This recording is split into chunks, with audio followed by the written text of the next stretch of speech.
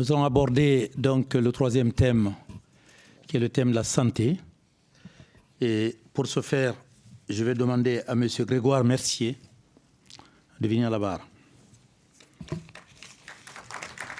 Bravo. Quelques mots sur M. Grégoire Mercier.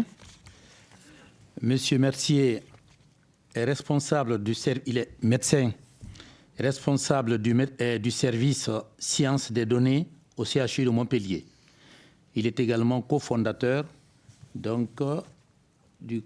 Alors, tu vas bien nous expliquer ça? Canofiltre. J'arrive pas à le lire. J'ai quelques problèmes avec le langage technique, voyez-vous. Donc, tu vas rattraper ça pour le président. Monsieur Mercier, donc, je te donne la parole pour quelques mots d'introduction et ensuite, je vais te poser deux questions. Merci, Monsieur le Président.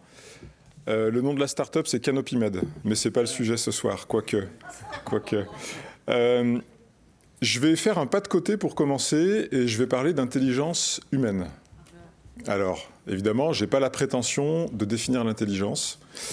Je ne suis pas philosophe, je suis encore moins neurobiologiste, mais je peux vous en dire peut-être une chose, et on le sait tous intuitivement, c'est qu'elle est multiple, elle est complexe, et elle a au moins deux composantes, si on veut simplifier. On est tous capables de faire des tâches, disons, analytiques, presque même calculatoires, logiques. Donc ça, c'est une première composante, disons, d'intelligence analytique.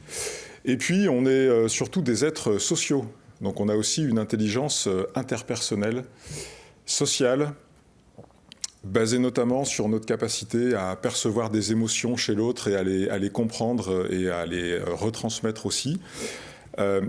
Donc je voulais commencer par ce petit point sur l'intelligence humaine, très modestement, parce que je pense qu'on va probablement y faire allusion tout au long du procès.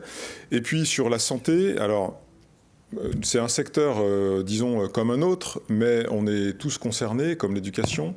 Et l'IA a déjà commencé concrètement à transformer le monde de la santé aujourd'hui. Ça, c'est une certitude.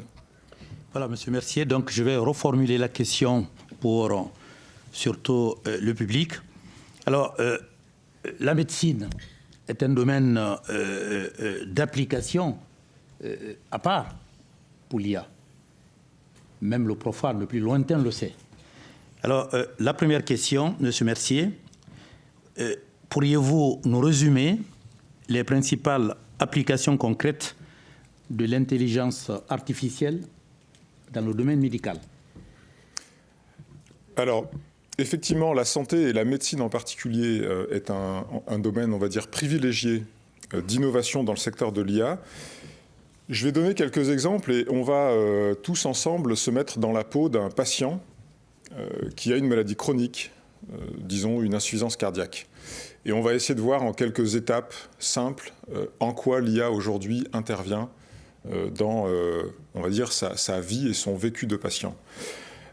Grâce à l'IA, d'abord, aujourd'hui, le diagnostic il va être plus rapide et il va être plus précis. L'IA a des capacités de traitement de données volumineuses, complexes, y compris des images, y compris des signaux, de la biologie, du génome. Et cette capacité à traiter de manière automatique, rapide et fiable, si on s'en assure, ces données vont permettre de poser des diagnostics, en tout cas de suggérer des diagnostics de manière extrêmement performante. Donc ça, c'est le premier point.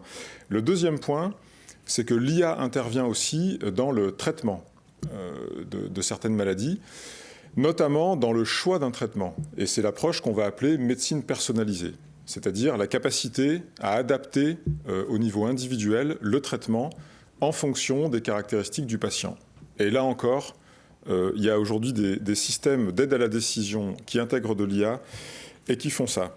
Mais on peut aller même plus loin et on est aujourd'hui en train d'assister à la découverte de nouveaux traitements, notamment de nouvelles molécules chimiques, assistées par de l'IA, avec deux axes, repositionner des traitements existants sur de nouvelles maladies, ou même imaginer de nouvelles molécules, de nouvelles formes chimiques, qui, dans 5-10 ans, seront des médicaments, seront les prochains médicaments. C'est la notion de découverte de médicaments assistés par l'IA. Et puis, pour finir, grâce à l'IA, les patients ont accès à une expertise de pointe et à une technologie de pointe où qu'ils se trouvent et à n'importe quel moment. Et là, on peut donner 2 exemples. La robotique médicale fonctionne en fait grâce à des IA, grâce à des cœurs qui fonctionnent selon des principes d'IA. Et c'est ce qui va permettre à un chirurgien d'opérer mieux, voire d'opérer à distance.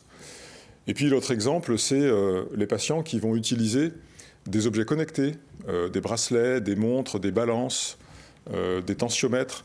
Et là encore, la capacité de l'IA à traiter en temps réel et de manière extrêmement rapide, et encore une fois de manière fiable si on s'en assure, ces données va permettre au patient, même chez lui, finalement, d'avoir une forme de surveillance médicale à distance.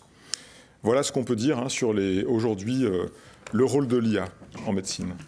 Très bien, Monsieur Mercier. Donc, je vais vous poser la deuxième question. Nous savons tous que l'IA tient une place importante dans la médecine.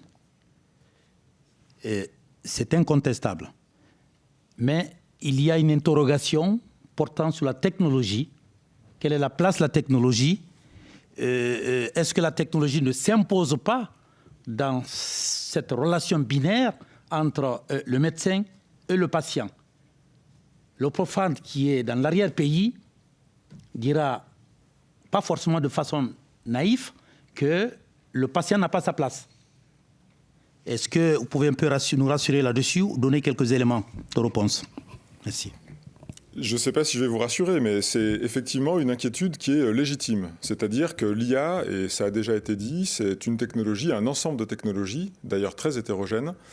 Et si vous vous rappelez de votre dernière consultation chez un médecin, probablement qu'entre le médecin et vous, il y avait le dos d'un écran d'ordinateur, j'imagine. Donc on a cette idée que de plus en plus, depuis des décennies, en fait, la technologie va s'intercaler et va prendre une place croissante dans cette relation entre le médecin et le patient, qui est fondamentalement une relation interpersonnelle entre êtres humains. Alors, j'ai un point de vue là-dessus, moi, qui est plus nuancé, et je pense même, je vais essayer de vous le démontrer, que l'IA, au contraire, a cette capacité à effacer la technologie. Alors, pourquoi l'IA a cette capacité à effacer la technologie? Parce que l'utilisation, notamment de l'outil informatique en général, et donc de ce fameux écran d'ordinateur qui s'interpose entre vous et votre médecin en consultation, c'est une utilisation qui est en grande partie liée à des tâches répétitives, aller chercher de l'information, plus ou moins cachée quelque part dans l'ordinateur, rassembler des données de sources diverses, éventuellement utiliser des outils d'aide à la décision. En tout cas, ce sont des tâches typiquement répétitives que l'IA va pouvoir assister. Pas prendre en charge complètement, mais assister probablement. Qu'est-ce que ça veut dire? Si on revient à mon point sur l'intelligence humaine, ça veut dire que probablement l'IA va être de plus en plus performante comme un outil d'assistance analytique, en fait une espèce de supercalculateur au service du médecin, ce qui veut dire que le médecin va passer moins de temps les yeux rivés sur l'ordinateur à rechercher une information, par exemple, typiquement. Et ce temps disponible, il va pouvoir le mettre à profit pour favoriser la relation plutôt interpersonnelle. Si je suis moi patient, j'ai envie qu'on m'écoute, j'ai envie qu'on me comprenne et j'ai envie qu'on me parle, éventuellement qu'on me regarde. Okay ? En fait, je n'ai pas besoin d'un supercalculateur. J'ai besoin d'un super être social, d'un être humain, en fait, tout simplement. Donc, pour conclure, moi, j'ai l'espoir quand même que l'IA, dans le domaine de la médecine, va pouvoir petit à petit effacer une partie de la technologie et qu'on va pouvoir replacer la dimension humaine, donc la dimension interpersonnelle, dans cette relation que vous évoquiez. Voilà, Monsieur le Président. Merci, Monsieur Mercier. Vous pouvez rejoindre votre place.